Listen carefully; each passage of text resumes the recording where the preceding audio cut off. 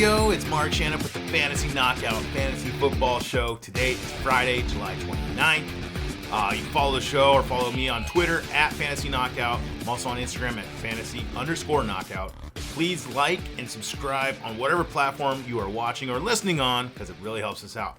I'm excited for today's show because we're breaking down the AFC North. We're going to talk projections, team and player expectations. But let's get right into some news. Good evening, ladies and gentlemen. Here is the news. News with views. All right, so wide receiver DK Metcalf of the Seattle Seahawks, he signs a 3-year, $72 million extension to be there through 2025. So good for DK for getting it done there, getting his payday. Running back Clyde Edwards-Helaire of the Kansas City Chiefs. The Chiefs placed him on the active/PUP list. It's not good news going into camp, but we're going to keep it monitoring. They can take him off at any moment, so we'll see what that is in probably next week or in a few days. We'll find out. Wide receiver Julio Jones, free agent. He signs a 1-year contract with the Tampa Bay Buccaneers. I don't see this being super fantasy relevant. He's not going to return to his, Julio days that we remember. Other than he's just going to take some opportunities away from Gage and definitely from Evans. I believe he just wants to win a Super Bowl, and this is his best bet to do that with Tom Brady, who tends to win one every other year. And guess what? It happens to be that year. Running back Chris Carson of the Seattle Seahawks. He retires after 5 seasons. This makes it more clear to being Rashad Penny or Ken Walker as the main running backs there in Seattle, and I like their draft prices. We talked about them previous in the NFC West show. Quarterback Joe Burrow of the Cincinnati Bengals. He's going to miss some practice time after having his appendix removed. Not overreacting here, but surgery is still surgery, so missing time isn't good either. So I'm going to lower a little bit of the expectations for Joe, and we'll talk about him later on in the show. All right, let's get right into the main event. We have the Baltimore Ravens started off. We're going to break down the AFC North. So the Ravens last year, they were 8-9. Their win total this year, their projected win total is 9.5. I see them hitting that mark this year. Quarterback is Lamar Jackson. I don't see him returning to his MVP season, but I see him improving a lot from last year. He's going to play probably more games to be more healthy. Right now, he's going in the 5th round. I love that price. I will scoop up Lamar at that price all day long. I got him projected for 3,625 yards, 26 passing touchdowns, 12 interceptions, 924 rushing yards, and 5 rushing touchdowns. And he's also been developing his throwing motion. He's just going to be a lot better than what we've expected from last year. Running back are J.K. Dobbins and Gus Edwards.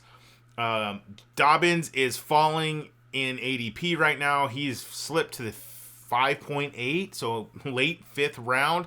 Edwards is going to start rising a little bit more. He's in the 13th round right now. I love the value of Dobbins there in the 5th. Maybe if you can snag him in the 6th, go Lamar and Dobbins. Not a bad combo there. Dobbins, I got projected for 982 yards, 9 touchdowns, 37 receptions for 240 receiving yards, and 1 receiving touchdown. The news was that he won't be ready to start the season. We don't know. We got to see how he's doing in camp. As of right now, he is practicing and doing okay. Edwards, I got projected for 688 yards, 4 touchdowns, 12 receptions for 126 yards, and 0 receiving touchdowns. Edwards is just going to be the back to own there. We can flex him occasionally during the season, possibly during a good matchup, but I would only draft Edwards as the backup. The receivers are going to be Rashad Bateman and Devin Duvernay. I like Bateman a lot. Actually, I like a lot of the Baltimore guys this year. I think Baltimore is going to be a lot better fantasy relevant team this year, especially at their ADPs that they're going at. Bateman's going at mid-9th round. Got him for 99 receptions for 1,100 yards, 7 touchdowns. Duvernay's going undrafted, 53 receptions for 473 yards and 4 touchdowns. And then the man, Marc Andrews, the tight end, he's going in the 3rd round. I love that value there. 98 receptions for 1,292 yards, 10 touchdowns. He is my tight end one. I like Andrews a lot this year. I think he will surpass Kelsey. I think he will be the new top tight end going forward. If you can get him mid-second round, I'll take that value. I love the value in the third. And then Bateman, like I said, in the ninth, that's great value. He's going to take over Hollywood because Hollywood's no longer there. I like the Ravens this year. Next is the Cincinnati Bengals, the guys that made it to the Super Bowl last year. Last year they were 10-7. Win total projection for this year is 9.5. I see them being right there what they did last year. Quarterback is Joe Burrow. We just talked about him in the news, about his appendix. He's going in the 6th round. I got him projected for 4,400 passing yards, 31 touchdowns, 11 interceptions, 176 yards, and 3 rushing touchdowns. I'm okay with his draft price. I'm not searching for Joe this year. I'm not like seeking him. He is going to be a Matthew Stafford and Aaron Rodgers, a Tom Brady style fantasy quarterback where you can wait on your quarterback, take them in the later rounds, 7th, 8th, 9th, 10th round. 6 is a little bit too rich for my blood. I'd rather have a Kyler or a Jalen Hurts or Lamar in that range than a Joe Burrow. Running back is Joe Mixon. He's going, 1.5, so mid first round. He's kind of the start of that next tier for me. I got him projected for 1,137 yards, 10 rushing touchdowns, 49 receptions for 340 yards, 2 receiving touchdowns. I like Joe a lot. I've been a fan of his since he came out of college. I've had him 2 different years, and he has done really well for me the years I've had him. This year, if I'm later on and I can't get the receivers I want, I'll take Joe Mixon. Not Joe Burrow. I'll take Joe Mixon as a running back with my first or second pick if you're towards the end of that draft and you're the 9th, 10th, 11th, 12th spot. I'll take him and I'll feel confident. You could pair him with a DeAndre Swift and be a stud. You could have 2 awesome running backs if you do something like that. Or if you pair him with Justin Jefferson or Devontae Adams, I think you start off your draft really well doing something like that. The receivers, we're going to talk Jamar Chase, T. Higgins, and Tyler Boyd. Chase is going at 1.07, the 7th pick in the first round, just after Joe Mixon. I'll take Chase above Joe. I got Chase at 95 receptions for 1,500 yards, 10 touchdowns. T. Higgins is going in the mid-3rd round. I'll take that value there. 87 receptions, 1,200 yards, 8 touchdowns for T. Tyler Boyd is in the 14th round, 66 receptions for 783 yards and 4 touchdowns. Not really looking for Tyler Boyd this year.